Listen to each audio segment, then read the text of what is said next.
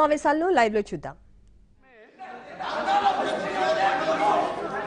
लंबे समय से चर्चा सामान्य वर्ग के लोगों को बोलो ना, आप इस विषय पे बोलो जो ना। गरीब तबके के हैं, आप नाम दे दो, बोलो। अन्य वर्ग के लोगों को जैसे अनुसूचित जाति, जनजाति, पिछड़ा वर्ग के लोगों को जो आप इस सुविधाएं बिल मिलती पे है बोलो ना। उससे संबंधित कुछ सुविधाएं मिले, इस प्रकार की मांग चलती आ रही है।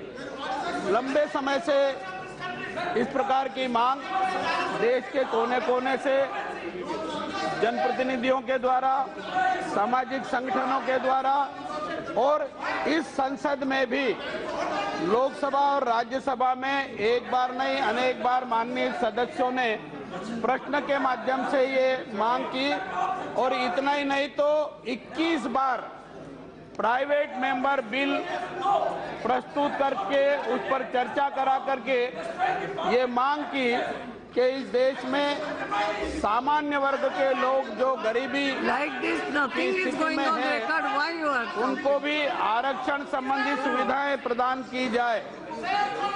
What happened?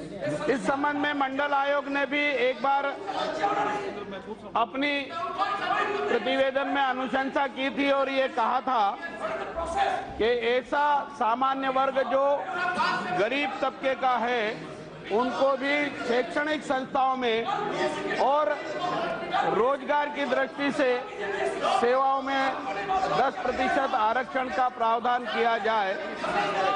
तत्कालीन प्रधानमंत्री स्वर्गीय नरसिंह राव जी ने इस संबंध में 1992 में एक प्रावधान भी किया था, पर वो प्रावधान संविधान में क्यों चिल्ला रहे संशोधन किए बिना संविधान में इस प्रकार का प्रावधान करने का प्रावधान नहीं होने के बाद भी किया था।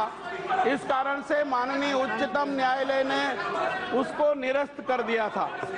उसके बाद एक सिन्हो कमीशन भी बना और सिन्हो कमीशन ने जो 2004 से बना था 2010 तक लगातार क्या कहना? उसने काम किया और 2010 मई जून में तत्कालीन सरकार को एक प्रतिवेदन दिया और प्रतिवेदन में बहुत सारी सुविधाएं सामान्य वर्ग के ऐसे लोग जो वर्तमान में आरक्षित प्रणाली के दायरे में नहीं आते हैं उनको अनेक प्रकार की सुविधाएं देने का उस समय सुझाव आप थे दिया नहीं, था, मैं क्या करूं? No, परंतु उन सुझावों पर भी अमल नहीं हुआ।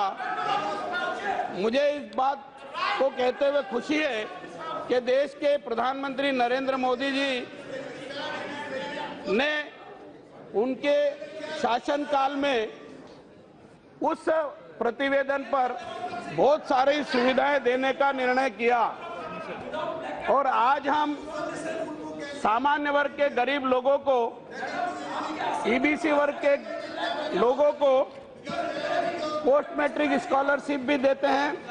अगर वो विदेश जाकर के पढ़ने का प्रयास करते हैं या यहाँ एजुकेशन लोन लेते हैं तो उसका ब्याज हमारे मंत्रालय की ओर से देते हैं और वो ऐसी श्रेणी के गरीब लोग हैं जो सामान्य वर्ग में आते हैं।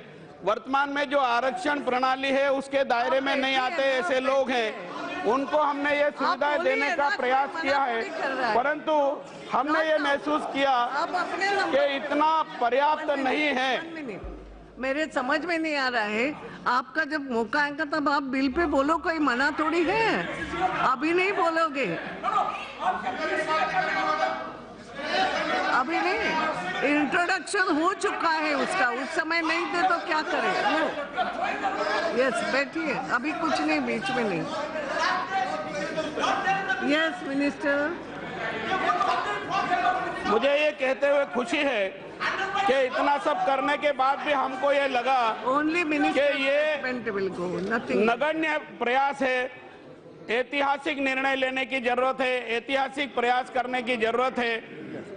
इन सामान्य वर्ग के गरीब तबके के लोगों को भी सामाजिक समता और सामाजिक समरसता की दृष्टि से मुख्य धारा में लाने का प्रयास किया जाना चाहिए। प्रधानमंत्री जी जब बने थे तो उन्होंने कहा था उनकी सरकार गरीबों को समर्पित सरकार है। सबका साथ सबका विकास जो कहा था वो किया और आगे कारगर कदम उठाने की दृष्टि से ये संविधान संशोधन बिल प्रस्तुत किया गया है।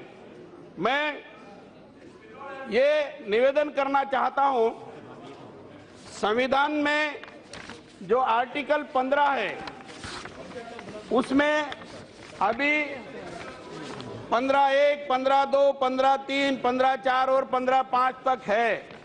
वो जो प्रावधान है वो सामान्य वर्ग के गरीब लोगों को सुविधाएं देने का प्रावधान नहीं दर्शाते हैं।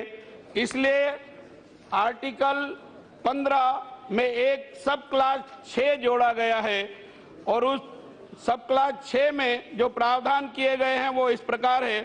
इस अनुच्छेद या अनुच्छेद 19 के खंड 1 के उपखंड 6 या अनुच्छेद 29 के खंड 2 की कोई बात राज्य को खंड 4 और खंड 5 में उल्लिखित वर्गों से भिन्न नागरिकों के आर्थिक रूप से दुर्बल किन्हीं वर्गों की उन्नति के लिए कोई भी विशेष उपबंध करने से निवारित नहीं करेगी। अर्थात राज्य सरकारों को और भारत सरकार को इस संबंध में कानून बनाने से नहीं रोका जा सकेगा।